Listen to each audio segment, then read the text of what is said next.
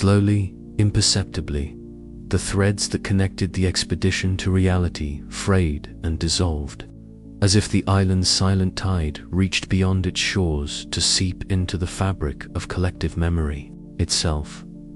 Dr. Evelyn Hart sat alone in a dim university office, the glow of a failing lamp casting long shadows over scattered reports and fragmented recordings.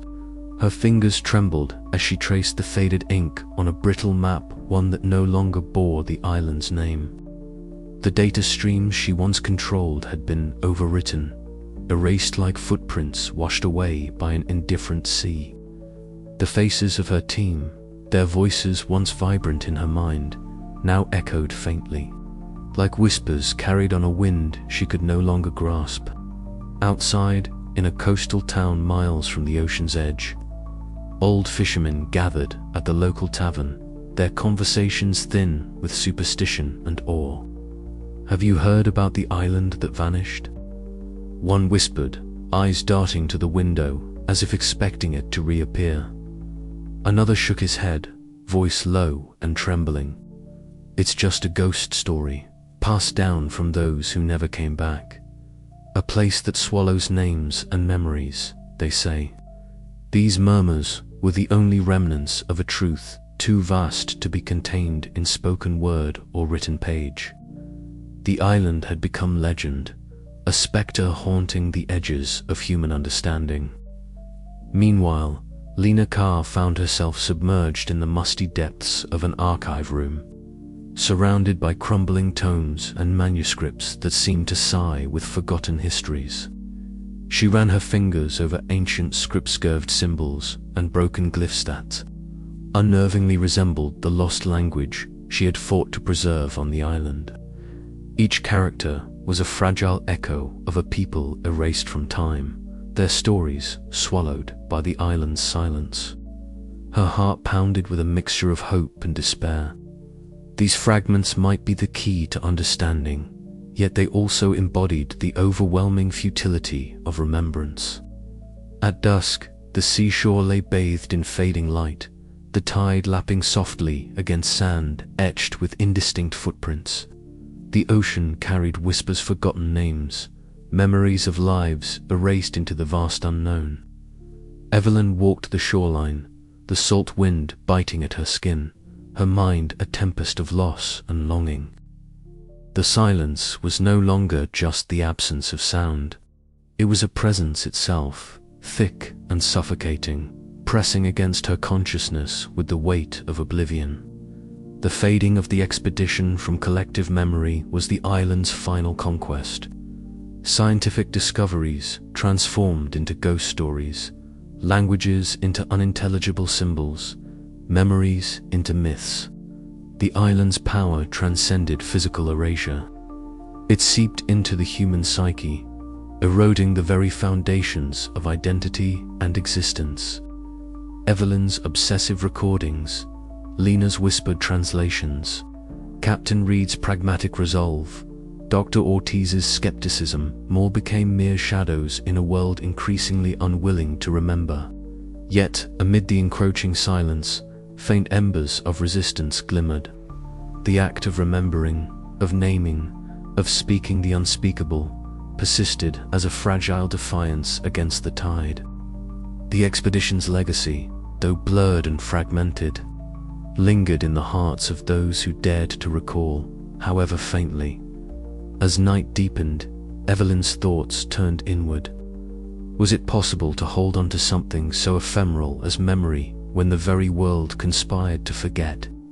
Could the human need for connection and meaning withstand the relentless pull of oblivion?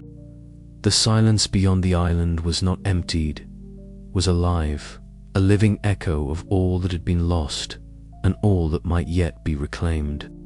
And as the tide whispered against the shore, carrying with it the last fragments of forgotten names, Evelyn understood that some stories, though buried, never truly vanish.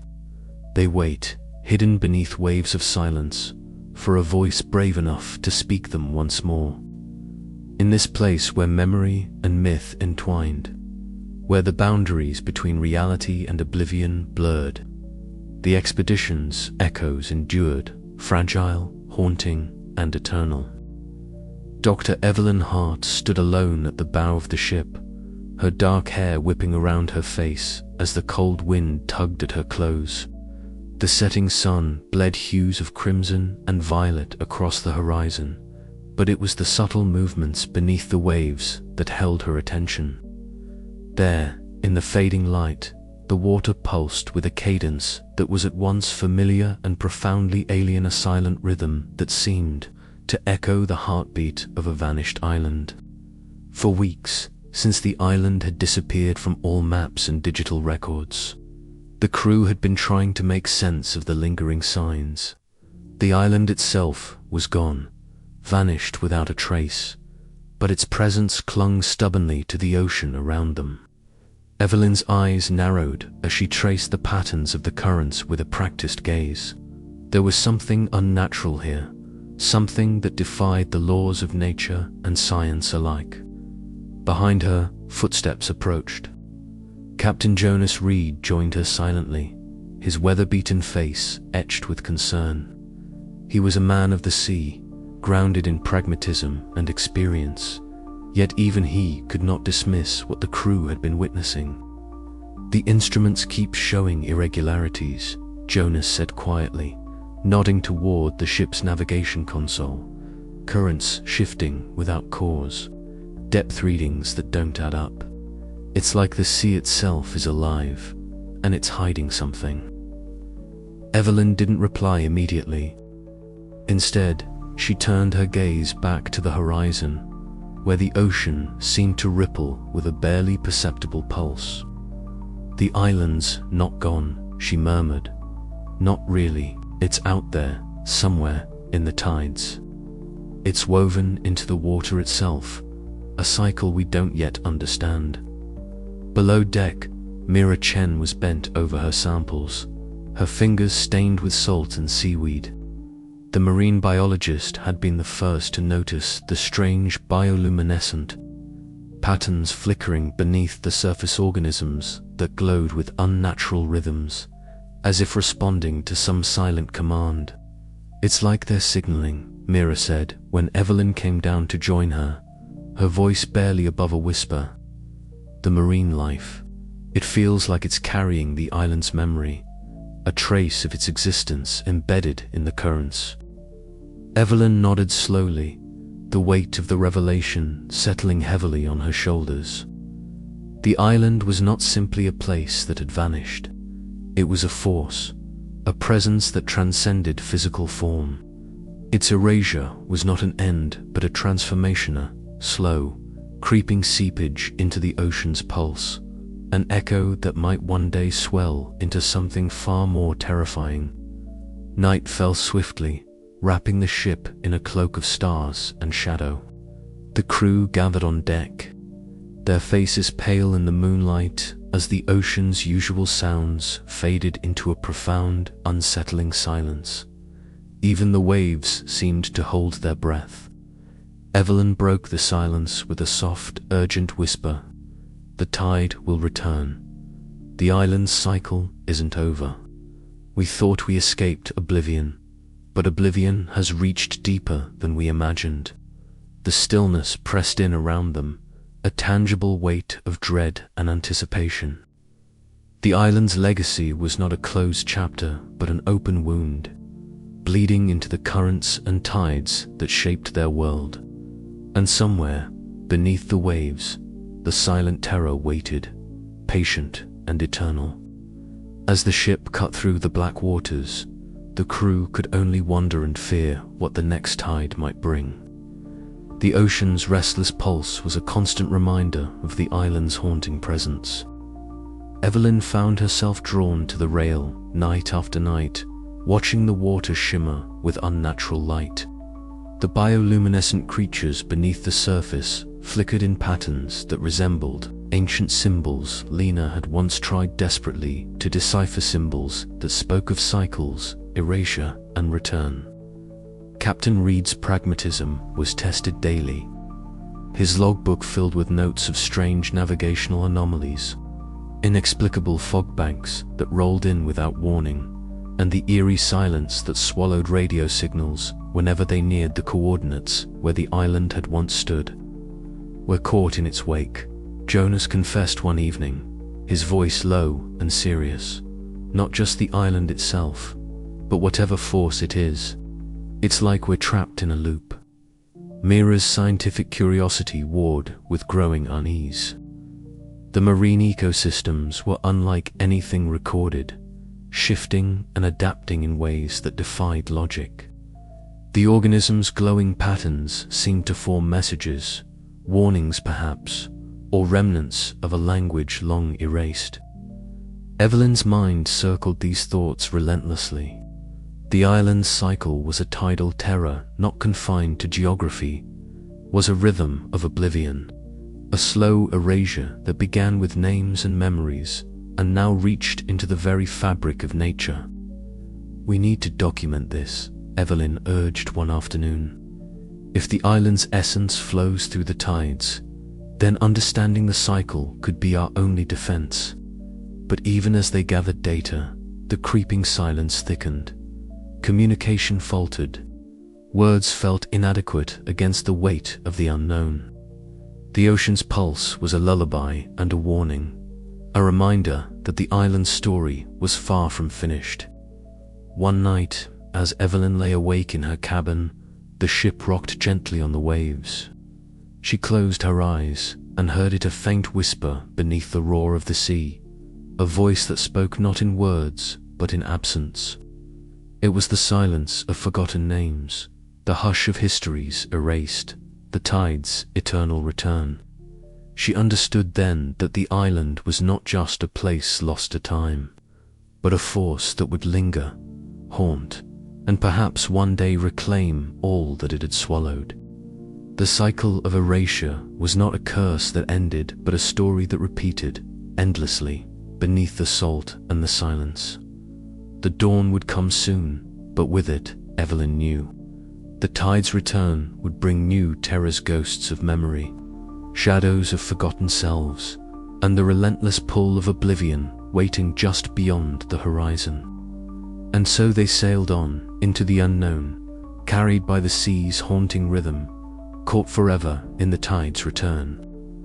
It was a silence so profound, it felt as though the very air was swallowing sound before it could reach any ear.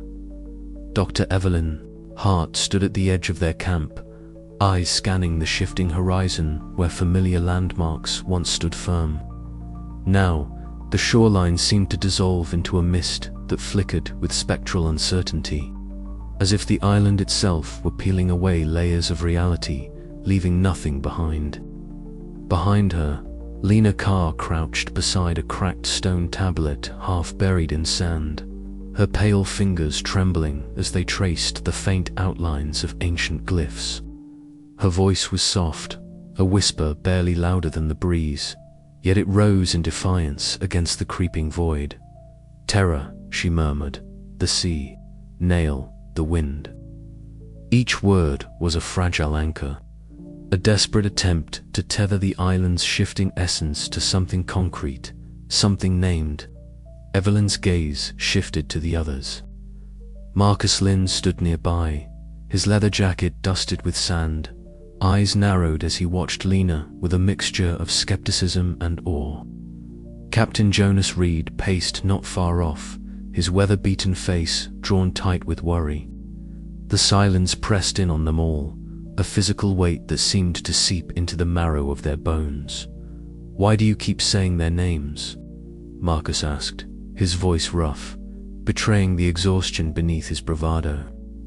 Lena looked up, her eyes wide and haunted. "Because if we don't, they disappear. Not just the island, but everything within it. The memories, the histories, the people. Names hold power. They are the last thread connecting us to existence." Evelyn nodded slowly, her fingers clutching the worn leather strap of her journal. "She's right, we've seen it. The more we forget, the more the island consumes. Naming is our resistance." The group fell silent again, the weight of that truth settling like ash.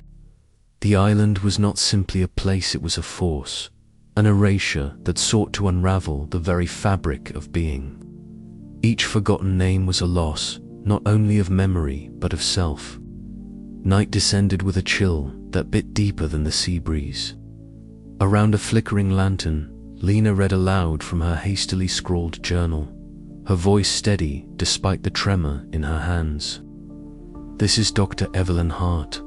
This place is called the Salt and the Silence. We remember." Her words floated into the stillness, fragile and defiant. For a few moments, the silence seemed to retreat, as if the act of naming pushed back against oblivion. But the reprieve was brief. Conversations grew terse, memories faltered, and the team's cohesion frayed. The island's influence seeped into their minds, blurring edges of identity and sowing doubt. Evelyn found herself questioning not only the world around her, but her own existence. Who was she if her past could be erased like a tide washing away footprints in the sand? In the quiet moments, Marcus admitted his fears. What if we're already gone? What if this place is just the space between being and nothing? Evelyn's eyes met his, reflecting the same dread. Then we fight to be more than whispers in the dark. We fight to be named, to be remembered. But even as she spoke, the silence returned, heavier and more absolute.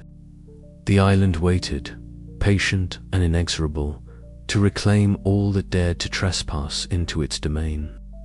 The chapter closed on a chilling image, Lena's voice rising in a chant of forgotten words, echoing against the void, a fragile testament to the human need for memory, identity, and the names that bind us to existence. The question lingered in the air: how long could they hold on before becoming nothing more than forgotten names themselves? The silence deepened, swallowing hope and sound alike, as the island whispered its ancient, terrible song. And somewhere beneath the salt and the silence, the island listened. The usual sounds of the sea, the rhythmic crash of waves, the distant cries of seabirds were swallowed whole by an oppressive stillness that seemed to shroud the entire island. Her boots sank slightly into the damp sand, but even the faintest scrape against the ground was silenced. It was as if the island itself had swallowed sound, erasing it from existence as effectively as it was erasing their memories. Evelyn's breath came shallow, her dark eyes scanning the grey horizon that melted indistinctly into the fog. The landscape around her was blurred, every edge softened by the creeping mist that seemed to absorb light and sound alike. Her fingers trembled as she clutched her notebook, the words she had obsessively recorded suddenly feeling fragile, as if the ink itself might dissolve into the silence. Behind her, the camp was eerily quiet. Lena's voice, once a gentle murmur of whispered names and lost languages, had dwindled to near silence. Evelyn could hear only the faintest rustle of fabric cleaner sitting huddled in a corner, her pale hair falling over her face as she repeated the forgotten words like a fragile lifeline. Each whispered syllable was a desperate attempt to anchor herself to some fragment of identity before it too was swept away by the tide of oblivion. The psychological weight of the island pressed on them all.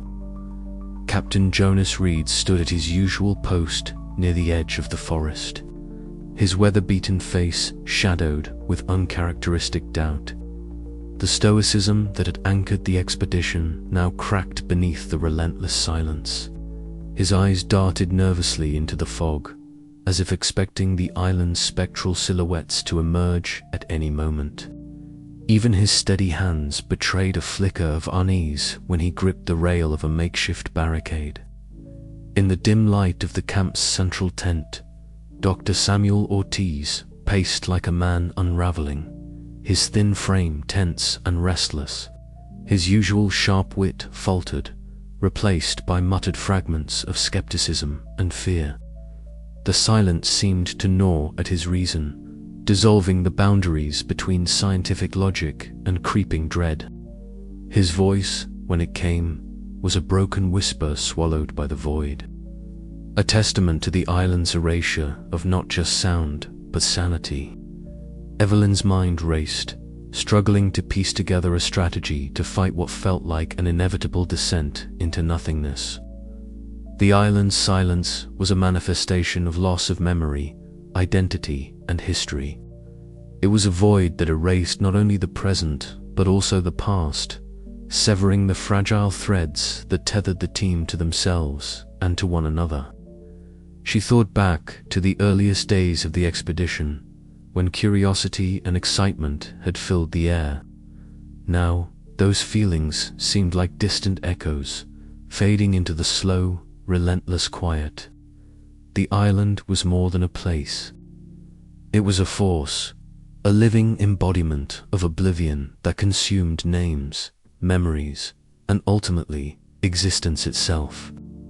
Lena's whispered incantations offered a fleeting resistance, a fragile hope that naming could anchor them against erasure. Yet even those words felt fragile, like sand slipping through desperate fingers. The silence deepened, swallowing their voices, their histories, their very selves. Evelyn's gaze drifted to the ocean, its tides now a muted, ghostly rhythm that seemed to pulse with the heartbeat of the island's erasing power. The sea was no longer a source of life, but a harbinger of oblivion, drawing the scientists ever closer to vanishing. The oppressive quiet wrapped around her like a shroud as she realized the full scope of their predicament. To survive, they would have to confront not only the island's physical dangers, but the terror of complete erasure of fate worse than death, where existence itself was forgotten. Her hands tightened around the notebook, a symbol of her desperate grasp on knowledge and memory. Somewhere within the silence lay the key to resisting the island's tide. But with every passing moment, the silence deepened, and the line between reality and oblivion blurred. The island waited patiently, its spectral fog swallowing sound and memory alike, as Evelyn took a breath and stepped forward into the void. The camp was a shadow of itself. Once vibrant with voices and purposeful movement, it now lay draped in a quiet so absolute it was almost physical. Every attempt to speak was greeted by emptiness. Every gesture felt muted. The scientists were ghosts within their own memories, haunted by the slow erosion of their identities. Lena sat cross-legged near a flickering lantern, her pale fingers tracing the cracked pages of a tattered journal.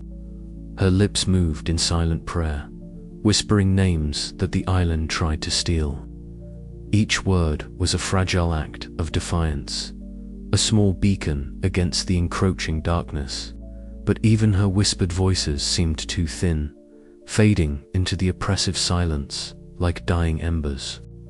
Evelyn watched her, a pang of sorrow twisting her gut. She knew that the island's silence was not merely the absence of noise, but a force that stripped away the very essence of being. The scientists were losing themselves, slipping into an abyss where names, memories, and histories were swallowed whole. Captain Reed's silhouette appeared at the edge of the clearing, his broad frame tense as he scanned the fog. The rugged lines of his face were etched with worry, a stark contrast to his usual calm. He spoke haltingly, his voice a rare ripple in the quiet. "We can't let this silence take us," he said, though even his words seemed to falter before the void. Dr. Ortiz leaned against a tree, his glasses reflecting the dim light. His usual cynicism had given way to raw fear. "It's like the island is rewriting reality," he muttered, eyes darting nervously. "We're becoming nothing." Evelyn nodded, swallowing the lump in her throat. "We have to hold on to who we are," she said firmly. "Through language, through memory, through connection." But even as she spoke, the silence stretched between them, a vast, gaping chasm that no words could bridge. Night fell with a heavy silence that pressed down on the island like a weight. The fog thickened, swallowing the camp in a grey shroud.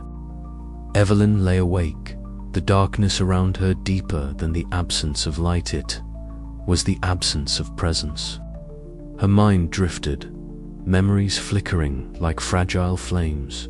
Faces, names, moments of laughter and fear all threatened to vanish.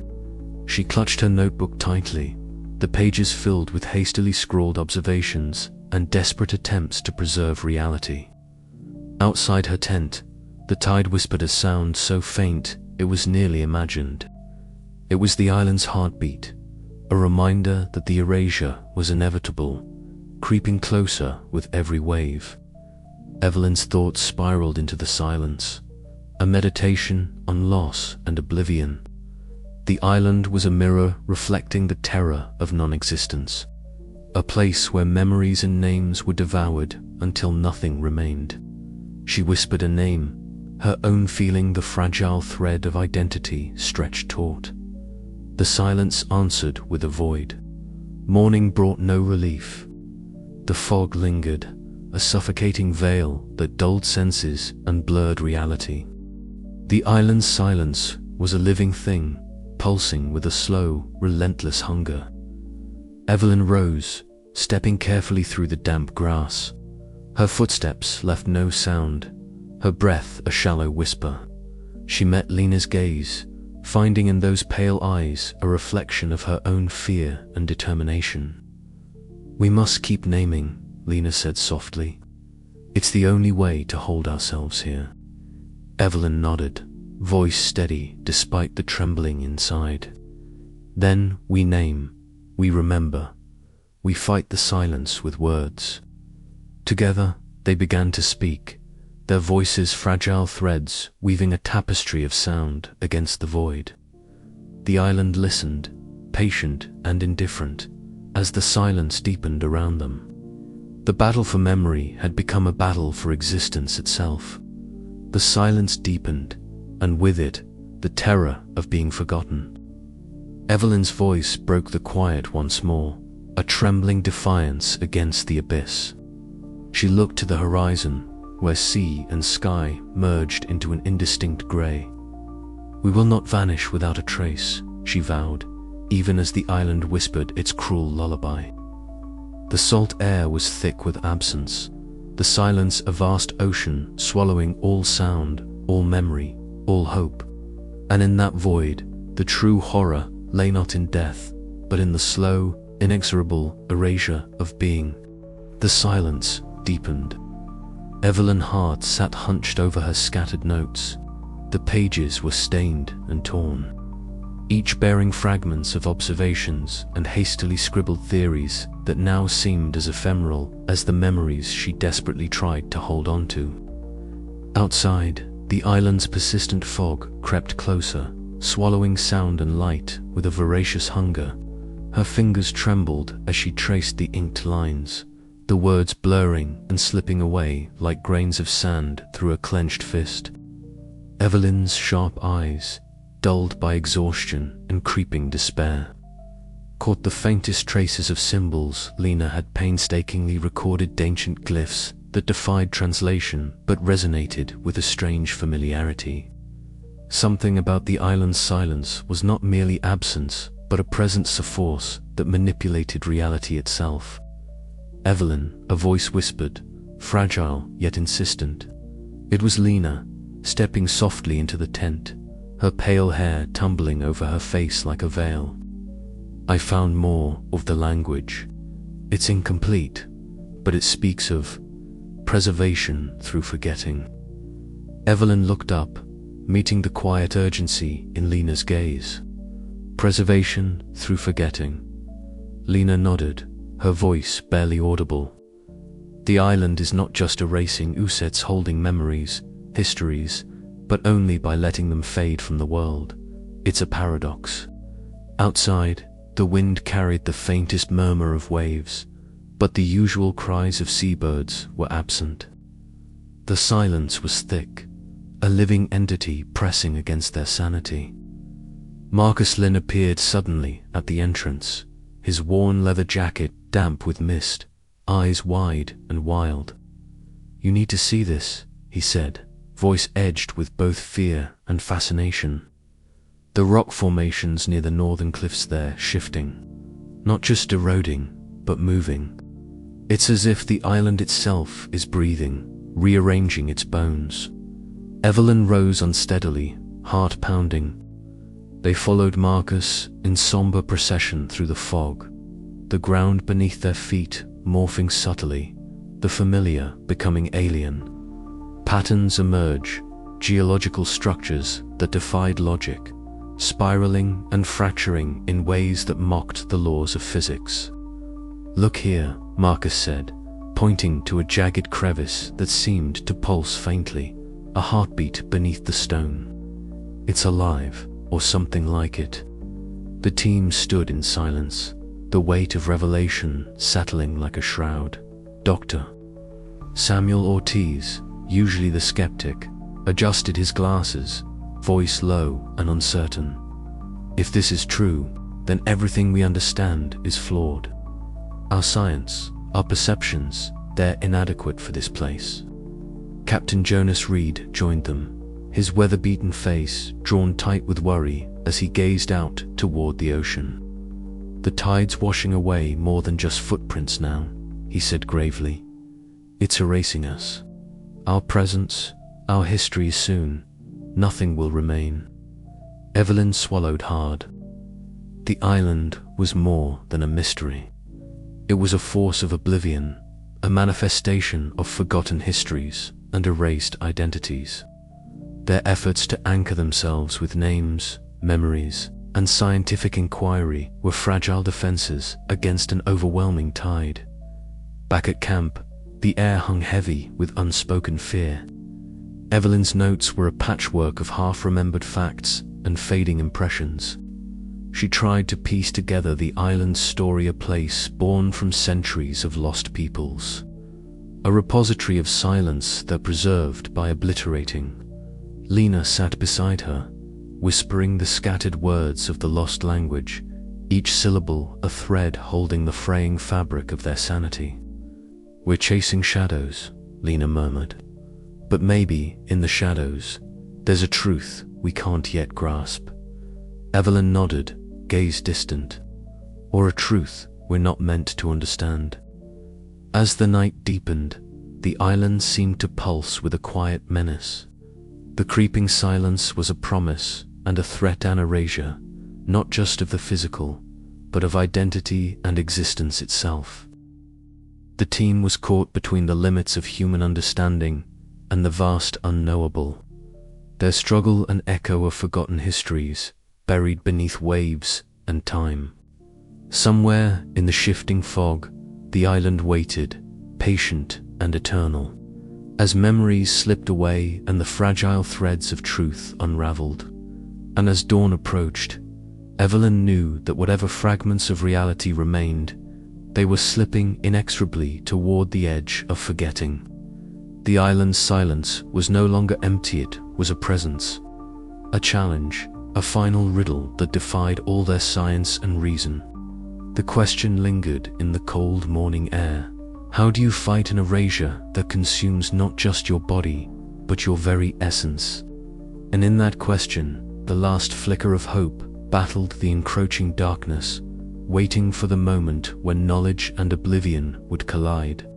The fragile balance held by naming rituals, scientific inquiry, and whispered languages was unraveling fast. Each moment on the island stretched the boundaries of their reality, pushing the team to confront the impossible. Evelyn's journal filled with fragmented thoughts and desperate hypotheses, but the truth remained elusive, hidden in the shifting tides, the creeping silence, and the island's living terrain. The island was more than a place, it was a force, an entity born from forgotten histories, a manifestation of oblivion itself. Scientific understanding faltered in the face of its supernatural power, and the team's sanity frayed as memories slipped away like mist. They were running out of time and answers, yet in the fragments of truth they uncovered, there was a haunting beauty, a reminder that some mysteries exist beyond human comprehension, preserved only in silence and forgetting. As the island's fog thickened once more, Evelyn felt the weight of the unknown settle upon her shoulders. The final confrontation loomed, and with it, the ultimate reckoning between memory and oblivion. The island waited, patient and inexorable, ready to reclaim its silence. The island, a cruel phantom, shimmered with unnatural light, its edges wavering between substance and mist. Each breath they took was heavy with salt and silence alike, the oppressive stillness pressing inward, erasing the world with every passing moment. Evelyn's fingers trembled as she clutched a battered notebook, its pages filled with hurried observations, names, and desperate attempts to anchor reality. Lena sat beside her, pale and fragile, her voice barely more than a whisper as she repeated the lost words they had uncovered in the island's silent language. Together, they named the rocks, the trees, the distant silhouettes of forgotten lives. Each syllable a fragile tether against the erasure that sought to swallow them whole. "We have to hold on," Evelyn urged, her voice hoarse, eyes scanning the shifting terrain. "If we lose these names, if we forget who we are, what will become of us?" Lena nodded, her gaze fixed on a crumbling stone arch that had resisted the tide longer than any other landmark. "The silence wants us gone," she said softly, "but as long as we remember, it cannot claim us completely." Behind them, the island pulsed with a living breath, the tides rising unnaturally fast, licking over the edges of their fragile camp. The air was thick with a chilling quiet so profound it seemed to swallow sound itself. Evelyn's heart pounded, each beat a defiant drum against the creeping void. Far off in the distance, the silhouette of Captain Jonas Reed's ship rocked gently on the restless sea. His rugged face was set in a mask of stoic sorrow, eyes never leaving the vanishing landmass that had consumed so many. He understood the gravity of their sacrifice. The island was not merely a place, but a force, a manifestation of forgetting itself. As darkness fell, the island's outline blurred and faded, a spectral mirage dissolving into the night. Evelyn's voice rose, trembling but resolute, as she called out the names of her team: Marcus, Mira, Eli, Nia, Samuel, voices from the past that threatened to vanish like mist. Lena joined her, their words weaving a fragile spell against oblivion. The wind carried their whispers across the empty shore, where spectral figures flickered briefly in the dim light before succumbing to silence. The island's tides surged one last time, washing away footprints, memories, and the very essence of existence. Evelyn felt the pull, the irresistible drag toward nothingness. But she fought with every ounce of will, her mind clinging to the last shards of identity. She knew the cost to remain was to vanish, but to leave was to condemn all to oblivion. Her sacrifice was the final anchor, a beacon of memory in a sea of silence. Lena, clutching the notebook, slipped away under the cover of darkness, carrying with her the fragile legacy of their journey. The island, now nothing more than a ghost on the horizon, disappeared from all maps, records, and minds. Captain Reed's ship sailed into the black waters, the silence left behind a haunting void where the island had been. The world would forget the expedition, the names, the faces, but somewhere beyond memory, in the restless tides and whispered winds, the salt and the silence endured. The story of the island would become myth, a whispered warning of the fragility of memory and the terror of being forgotten. And in that silent abyss between existence and erasure, the final truth remained. To be remembered was to resist the tide, but even memory was fragile, a fleeting flame in the vast, unyielding dark. Evelyn's last thoughts faded with the rising tide, a name whispered into the void: "Remember us." And then, silence.